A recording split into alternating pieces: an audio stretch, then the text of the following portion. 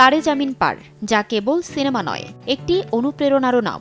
2007 সালে আমির খান প্রথম সিনেমাতেই পরিচালক হিসেবে বাজিমাত করেন। বক্স অফিস ক্রিটিক্স সব জায়গায় প্রশংসিত হয় সিনেমাটি। সে সময় 12 কোটি বাজেটের সিনেমাটির ওয়ার্ল্ড ওয়াইড ইনকাম গিয়ে দাঁড়ায় 87 কোটি রুপিতে।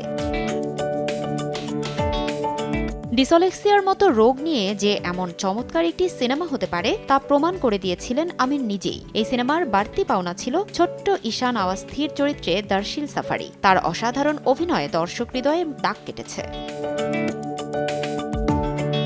প্রায় 20 বছর হতে চলল, কিন্তু এখনও সিনেমাটি নিয়ে মানুষের মধ্যে আগ্রহ কমেনি। এবার মুক্তি পেতে চলেছে সিনেমাটির সিকুয়েল সিতারে জামিন পার। জানা গেছে তারে জামিন পারের সিকুয়েলেও থাকছেন আমির খান।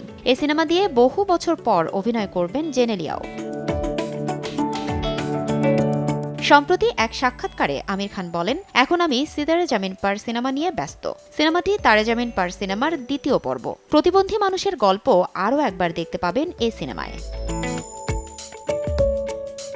তিনি আরও বলেন, তারে জামিন পার যেমন আপনাকে কাঁদিয়েছে, এই ছবিটি আপনাকে হাসাবে। ছবিটি কমেডির মোড়কে তৈরি করা হয়েছে, কিন্তু দুটি সিনেমারই থিম এক। তবে আমার চরিত্রে কিছু পরিবর্তন এসেছে।